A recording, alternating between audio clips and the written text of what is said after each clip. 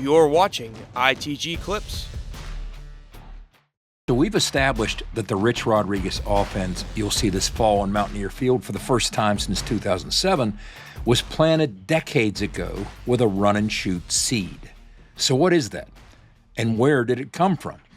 The run-and-shoot offense, mastered by Mouse Davis at Portland State in the late 1970s, was actually the brainchild of Tiger Ellison. Necessity is the mother of invention, and Ellison was a high school coach in Ohio who, in the 50s and 60s, devised a wildly unorthodox lonesome polecat offense to bring some fun back to the game for his players and, more importantly, to change the fortunes of his struggling and overmatched Middletown high school team. Ellison installed a wildly unconventional system that spread the defense with an irregular formation. The center was alone over the ball, the entire offensive line far to the left, and he had two receivers split far right.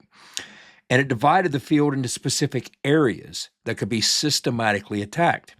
He used a lot of pre-snap motion and took advantage of now screens, bingo screens, some people call them, thrown immediately after the snap to receivers left unattended by the defense. In other words, if the defense doesn't match heads, they leave somebody uncovered, he would immediately take the snap and hit the open or uncovered receiver. Perhaps most critical to all this was that Tiger Ellison's new system would be heavily predicated on choice routes, in which receivers, to get open, would be equipped with various choices. As the name suggests, they'd react to what the defense did after the snap.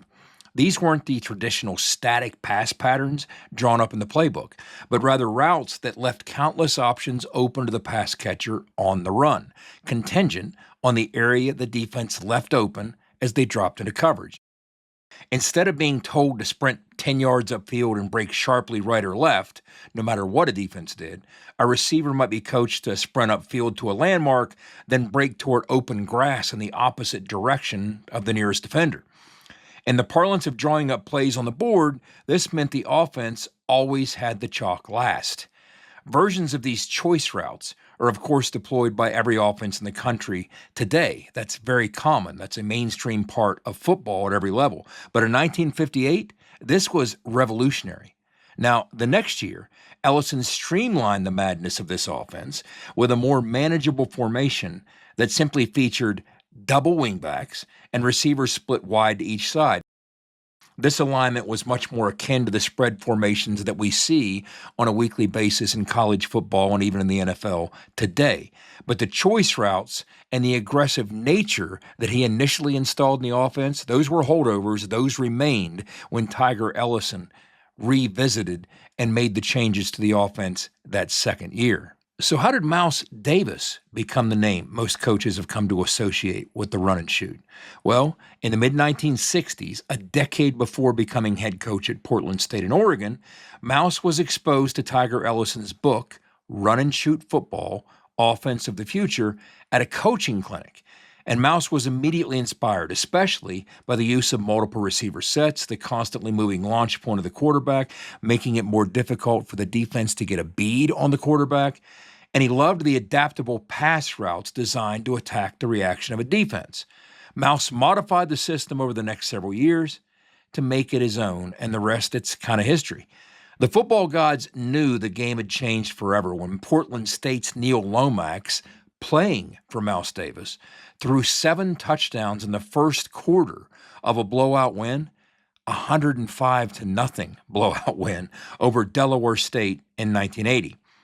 That was a harbinger of things to come as Mouse Davis's run-and-shoot offense rewrote the record book at multiple stops before he helped Jim Kelly and the Houston Gamblers carve up the USFL and ultimately took his wide-open scheme to the world's biggest stage in the National Football League.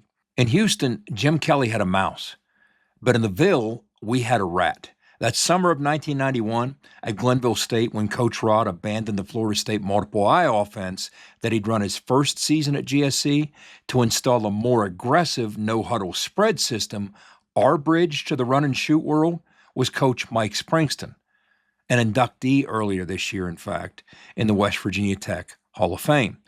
Rat Springston, as he was affectionately known to at least a few of his peers, was a former West Virginia Conference quarterback, a high school head coach, and college assistant who had helped implement the scheme at previous stops, including at UTEP in 1989 for a minors team that featured a quarterback, Howard Gasser, who went on to sign with the Seattle Seahawks as an undrafted free agent. Coach Frankston was a lot of things: a pastor, a teacher, and an innovator. But he was also the unheralded assistant who helped bring the offense of the future to the Ville of the early 90s. 1991 was Rich's second year in Glenville, and it was the first for a lot of us on the team who were transferring in from points far and wide. The Pioneer program, with one of the lowest budgets in the nation, was still hoping to recover from its worst decade ever in the 1980s. Coach Rod recognized that he'd barely put a dent in this colossal task in front of him, trying to overhaul a Glenville State squad that had won just 2 games in 2 years, including 7 shutout losses in its last 18 games. That's right, Glenville had been blanked on the scoreboard 7 times in its previous 18 games heading into the 91 season. There was literally nothing left to lose. By that point, returning to a more traditional offense might have seemed like coaching malpractice. Instead, Rich burned the boats and forged ahead with the high-flying run and shoot. All the chips were down, and we didn't know what was going to happen next. But we had a hunch it wouldn't be boring. And that is exactly what we'll unpack for you in the next installment of this series on Coach Rod's offense. Until then, be an ear and tell an ear about your new favorite WVU football podcast. For Wesley Euler, Owen Schmidt, and Skylar Callahan, I'm Jed Drennick. You've been In the Gun. Thank you for watching. Please like and subscribe to ITG Clips and In the Gun podcast for more WVU football content. Watch the whole podcast episode by clicking the link above or in the description.